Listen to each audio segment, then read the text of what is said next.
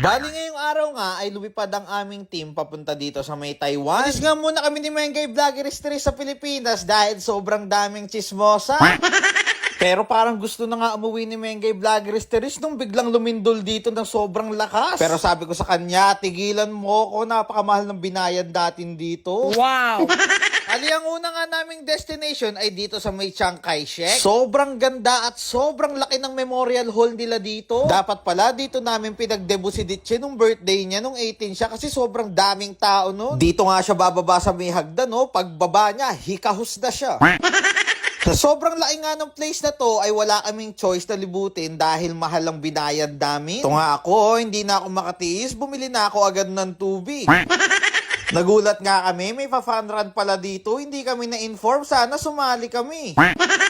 Yung pumipitik-pitik na nga yung rayuma ko ay lumayas na rin kami dito. Diyos ko, baka dito pa ako abutan at i-wheelchair na naman ako. Bali, pumunta nga kami muna dito sa may parang 7-Eleven para mag-charge. Siyempre, para hindi kami mahalata na makikicharge lang, bumili muna kami dito ng isang pirasong ice cream. Kasi baka mamaya sitahin kami, ano ginagawa namin dito, papaitan namin yung kinakain ni Mengay Vloggeristry.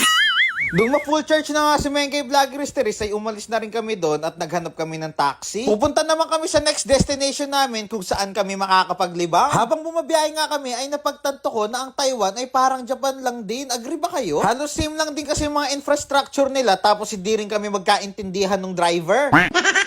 Nung nakapagbayad na nga kami ay uminit ang ulo ko at nakipagsuntukan na nga ako dito sa may boxing machine. Sabi nga ni Mengay Vloggeristry, mahinang nila lang daw ako kaya panoorin ko daw siya. Pero syempre, kunyari nabilib ako sa kanya para hindi siya magalit sa akin.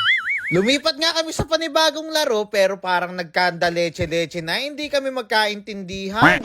Basta ang pagkakaalam namin ni Mengay Vloggeristry, kailangan namin manghuli ng isda nang hindi nabubutas yung papel na yan. Ewan ko ba sa Disney Princess nyo, bakit dito niya pa naisipang magdakap ng asan?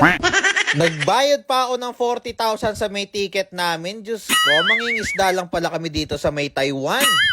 Pagkatapos noon ay meron na naman siyang nakitang panibagong laro. Shoot gusto niya lang pala maglaro. Sana sa Tom's World Go na lang siya dinala. Busy pa mo siya sa ginagawa niya. Hindi niya naman maintindihan. Ang hirap talaga magkaroon ng partner na may sayad kung ano-ano na lang ang naiisipan. Hoy, kakapal mo.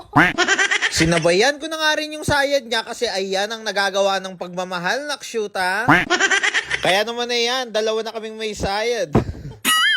Nanalo pa ang Disney Princess nyo, partida, hindi nyo pa yun maintindihan, ha? Tapos nagulat na lang kami na biglang sumigaw si ate na mabili na daw kami ng prizes dito sa mga nakasabi. Pero real talk lang, wala talaga kaming kaalam-alam ni Mengay Vloggeristry na nananalo na pala kami. Kala nga namin, binibiro na kami, pero kinuha agad ni ate at binigay na agad kay Mengay Vloggeristry. Nung matapos nga kami maglaro, ay nagpunta muna kami dito sa may parang bilihan ng mga damit. Sabi niya nga sa akin ay makikiihi lang daw siya. Nagulat ako, nag-aabot na agad nagsukli sa akin to. Nadali na naman ako doon. Sa susunod, hahayaan ko nang pumutok yung pantog niya. Charot! Naubos nga ang budget namin sa kakahuli namin ng asan pero wala naman kaming nakuha. Kaya nga nagkaayaan na kami bumalik ng hotel. Lahat nga ng pagkain na makikita nyo dito ay pwede nyo kunin ng libre. Talagang sinusulit namin ang pagkuha ng noodles, ng tinapay, ng lahat-lahat na. Bukas ko na nga kayo babalikan at kakainin ko muna si Mengay Vlog. Ay, kakain muna kami ni Mengay Vlog. Nakshuta! Salamat!